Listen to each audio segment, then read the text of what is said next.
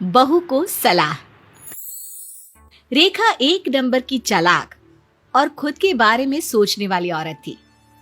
एक दिन रेखा का पति कहता है, अरे रेखा, रोहित बड़ा हो रहा है, उसकी शादी के बारे में भी तो सोचो, बहू लाने का वक्त हो गया है। अरे ना जी ना, इतनी जल्दी नहीं, अभी तो उसकी नौकरी लगी है, कम से कम 4 साल शादी नहीं कराऊंगी। पहले उसकी कमाई में से मैं अपनी इच्छाएं तो पूरी कर लूं, फिर सोचेंगे। वहीं रोहित की सोच बिल्कुल अलग थी। पहली सैलरी आई है, सबसे पहले आधा पैसा इंश्योर कर दूं अपने भविष्य के लिए। थोड़े पैसों से घर वालों के लिए कुछ गिफ्ट ले लेता हूँ और थोड़े पैसे से अगली सैलरी आने तक की तैयारी हो जाएगी। सब सेट है। रोहित घर आता है। माँ ये लो, प्योर सिल्क की साड़ी है। रेखा खुश हो जाती है। अरे वाह जी वाह, कितने की है बेटा, कहाँ से लाया? माँ वही सिविल लाइन के खन्ना वाली दुकान से। उनके यहाँ की साड़ियाँ देश विदेश में फेमस है। हाँ बेटा, वो तो है ही, लेकिन अगली बार कुछ भी खरीदे ना तो एक बार पूछ लेना। क्यों माँ, साड़ी अच्छी नहीं लगी क्या?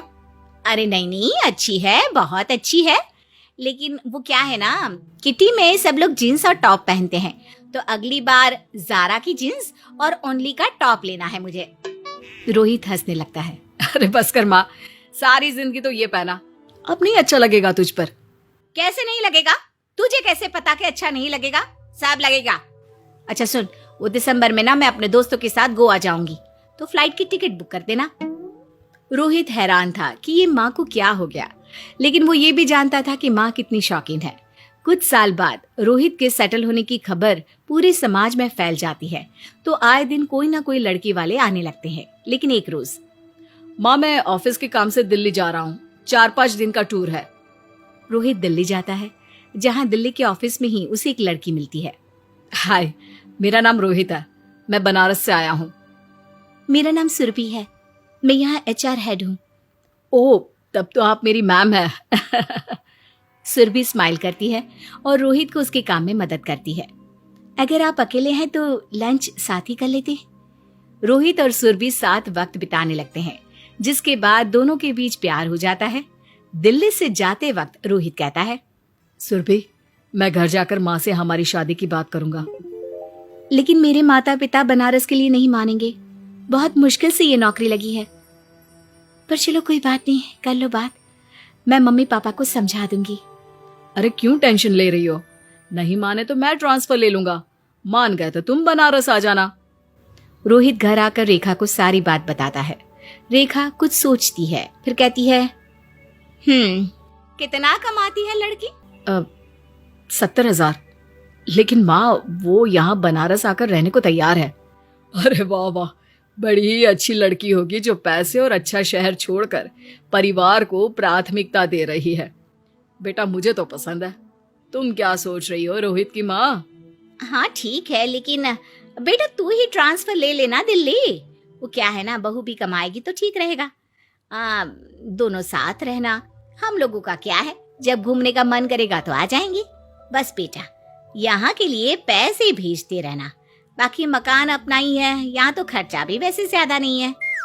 रोहित और सुरभि की शादी हो जाती है, दोनों शहर में बस जाते हैं। माँ जी, कुछ दिनों के लिए दिल्ली आइए ना। हाँ हाँ, क्यों नहीं, हम लोग भी सोच रहे थे कि वहाँ से पहाड़ों का इलाका पास है तो घूम आए। सास दिल्ली आती, लेकिन कभी मनाली जाने के लिए तो कभी अमृतसर। एक रोज, अरे रोहित, बड़े दिन हो गए, माँ पापा दिल्ली रहने नहीं आए, बुला लो ना। रोहित माँ को फोन करता है। अरे नहीं नहीं, तुम और बहू ऑफिस चले जाते हो, घर में कोई नहीं होता, वहाँ तो आस पड़ोस भी नहीं है, हम क्या करेंगे बेटा, हम तो यहीं ठीक है। अच्छा, वो ऑनलाइन कुछ लिंक्स शेयर किए हैं, सामान है घर के लिए, भिजवा देना। और हाँ बेटा, इस बार ना 5,000 ज्यादा भेजना, वो क्या है ना। अरे माँ भेज दूंगा, बताया मत करो क्यों चाहिए, आपका बेटा हूं मैं। रोहित अपनी सेविंग्स के साथ माता पिता का पूरा ख्याल रखता था। एक दिन, सुनो, अब हम माता पिता बनने वाले हैं, मेरी तबीयत थोड़ी खराब रहती है, मैं सोच रही हूँ कि ऑफिस से कुछ दिनों की छुट्टी ले लूं। हाँ हाँ, सेविंग्स तो हमारी अच्छी खासी है, तुम देख लो। सुरभि की पूरी प्रेगनेंसी में उसकी तबीयत कभी ठीक होती कभी नहीं, लेकिन फाइनली उन लोगों को एक प्यारी सी बच्ची होती है। रोहित, माँ को बुला लो ना, वो हम लोगों को संभाल लेंगी। माँ, सुरभि को आपकी जरूरत है, आ जाओ ना कुछ दिनों के लिए। माँ आती है लेकिन 4 ही दिन में। अरे नहीं होता, यहाँ रहना, ये सब काम करना। बेटा मैं तो जा रही हूँ, मेरी फ्लाइट की टिकट करवा दो। 2-4 महीने किसी तरह रोहित और सुरभि बेटी का अकेले ही ख्याल रखते हैं, लेकिन फिर सुरभि बोल पड़ती है, मैं सोच रही हूँ 1-2 साल के लिए बनारस चली जाऊं, यहाँ अकेले मुझसे भी नहीं होता। फिर क्या, दोनों माँ पिता के पास चले जाते हैं।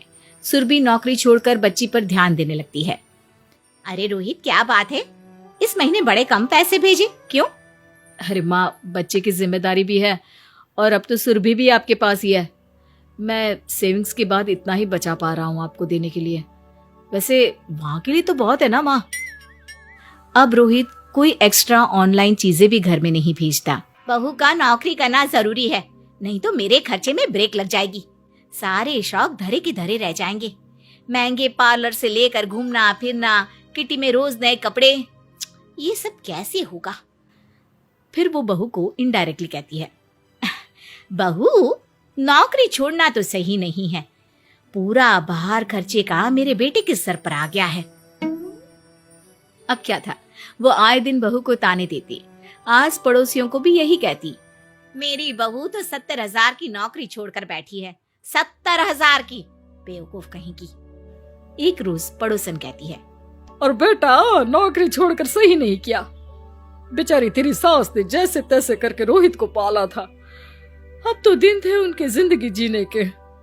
हाँ तो क्या कमी है, अच्छा खा रही हैं, पहन रही हैं, और कैसे जिंदगी जी पाती चाची? तभी बुआ सास बोलती है, अरे बहू पागल हो गई है क्या, जो नौकरी छोड़ दी? बहू को गुस्सा आ जाता है, हाँ छोड़ दी नौकरी। एक दिन खाने के टेबल पर, माँ जी मैं सोच रही हूँ कि मैं नौकरी फिर से ज्वाइन कर लेती हूँ, वापस दिल्ली जाकर जी तोड़ मेहनत करूंगी नई नौकरी ढूंढने की। अरे बहुत बढ़िया, जाओ जाओ, बिल्कुल जाओ। हाँ लेकिन क्या है ना, मैं अपनी बेटी को किसी नौकरानी के हाथ नहीं पलने देना चाहती हूँ, और ना ही इसे किसी डे केयर में डालूंगी, क्योंकि मुझे जरूरत नहीं है और ये बहुत छोटी है। तो माँ जी आप भी मेरे साथ वहीं चलिए। सास को तो मानो लगता है किसी ने जमकर हथौड़ा मार दिया हो। यहाँ की सहेलियां, किट्टी और मौज छोड़कर वहां बच्चा देखने वाली बनना उसे बिल्कुल गवारा नहीं था। वो क्या मैं बोल रही थी। तभी ससुर समझ जाते हैं कि सास क्या कहना चाहती है, वो बात को संभाल लेते हैं। अरे बहू वो क्या है ना, लोग तो कहते ही रहेंगे, उनका तो काम है कुछ ना कुछ कहना, तुम तो वही करो जो तुम्हारा दिल करे और जो सही हो, लोगों की बात पर मत जाया करो। हाँ फिर तो 2 साल जब तक मायरा चलने लायक नहीं होती मैं यहीं रहूंगी। हाँ बिल्कुल बहू।